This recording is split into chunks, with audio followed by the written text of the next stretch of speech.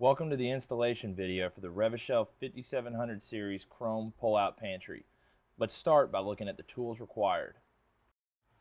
A tape measure and a pencil, a drill with an 1/8 inch drill bit, and a Phillips head screwdriver. Now let's go through the parts list. Steel frame, top slide, bottom slide, T-type door brackets, door bracket, baskets, 4mm Allen wrench, M6 screw, logo cap, plastic basket clip, 1/2 inch wood screw, 1 inch wood screw, slide feet, slide template. Now we're ready to get our hands dirty by installing the bottom slide. First, remove the guts from the slide, creating a hollow channel. Using your Phillips head screwdriver, you can now remove the soft close mechanism off the back of your slide channel. I keep that Phillips head screwdriver close by because now it's time to put some feet onto the slide. Using your 2 slide feet along with your 4 M4 screws, attach the feet to the front and back of the slide using the Phillips head screwdriver. Just don't let that slide walk away.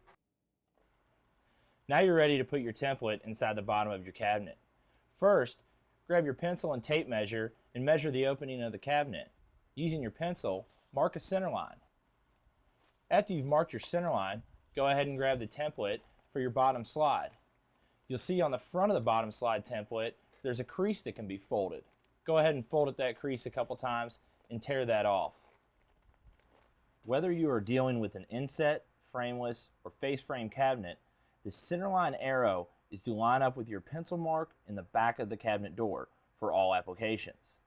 After the template has been centered and positioned properly, drill 8 pilot holes. Aligning the bottom slide over the top of your pilot holes, use your 1 inch wood screws to attach to the bottom of the floor. See those 2 screwless holes back there? That's where we're going to reattach our soft close mechanism.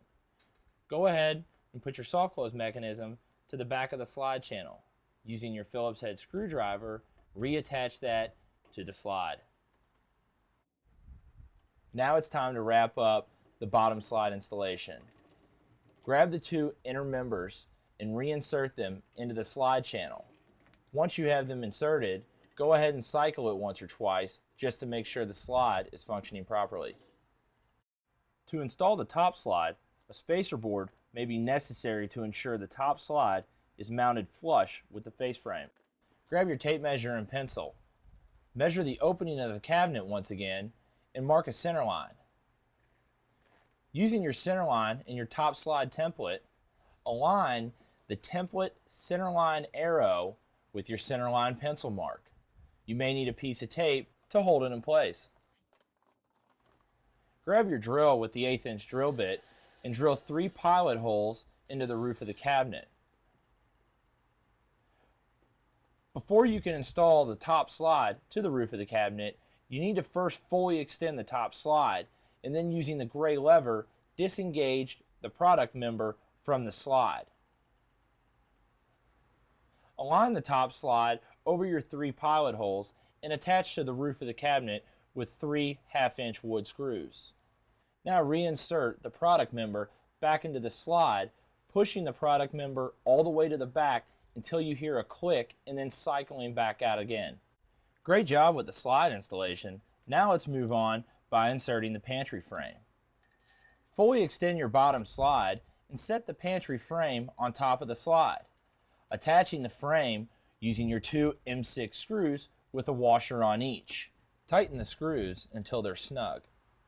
Moving to the top of your frame, fully extend the top slide, aligning the pins with the mating bushings on the top of the frame. Cycle the frame in and out a few times, making sure that it is not rubbing with the top of the cabinet. Holding the top of the frame in place and using your Phillips head screwdriver, tighten down the 2 screws on the side. Okay folks, it's downhill from here. Using your T-type door mounting bracket, remove the center screw and insert the bracket into the top of the frame. Using your Phillips head screwdriver, go ahead and tighten the screw back down. You'll repeat the process for the bottom of the frame as well with the other bracket. It's time to begin the process of prepping our door to be hung onto the 2 T-type door mounting brackets we just installed. First thing is to calculate your door overlay. To do so, start by using your tape measure and measuring the opening of the cabinet. Write down that measurement. Then, using your tape measure, measure the door width. Once again, write down that measurement. Taking the door width and subtracting your cabinet opening and dividing by 2 will give you your overlay. Using this overlay calculation, along with referring to figure 9 from the instruction manual, begin to plot your 6 to 8 pilot hole locations into the meat of the door. Once these locations have been marked and drilled, you can then take 2 half-inch wood screws and insert those screws into the top 2 pilot hole locations only for the time being. Align the screws with the T-type door mount bracket's U-shaped channels and drop it in. One of the greatest things about this pantry series is the amount of adjustment in your door you can have. Let's start with the left to right tilt. By tightening the front screw and loosening the back screw, you can allow your door to tilt out on the left. The reverse is also true. If you loosen the front screw and tighten the back screw, now your door will tilt out on the right. Once you get this tilt adjustment correct, go ahead and snug that middle screw down. After you've completed that on both the top and bottom, put the rev-a-shelf logo cap over the hardware. The next adjustment is left to right or side to side. Loosening the 2 screws on each side of the T-type door mount bracket will allow the door to slide left to right until the overlay is the same on both sides. Tighten down both screws. Top to bottom and tilt, our final door adjustment. Loosen the 2 M6 screws and use the 4mm Allen wrench to adjust the door tilt either out, in, or down. What do you say we get some baskets into this pantry? You must first install the top basket. To do so, go ahead and snap one of your basket pins into the back of the pantry. Position the basket into the frame and then insert your second basket clip. For all remaining baskets, go ahead and put the basket clips onto the frame, but only onto one side. I would prefer to put them onto the back of the frame. From there, you can begin by putting in the bottom basket second and working your way back up.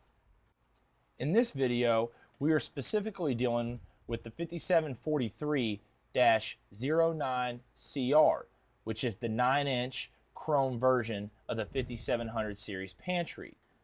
For this specific pantry, you must put that top basket in first, and then, like we said, go down, install the bottom basket, and work your way up from there. Last but certainly not least, installing the remaining door mount bracket. Slide the door mount bracket slot over your 2 half-inch wood screws that have been inserted into the pilot holes from step 13. Using a drill, tighten your wood screws down. All right, if you're listening to me now, we made it. Great work, folks.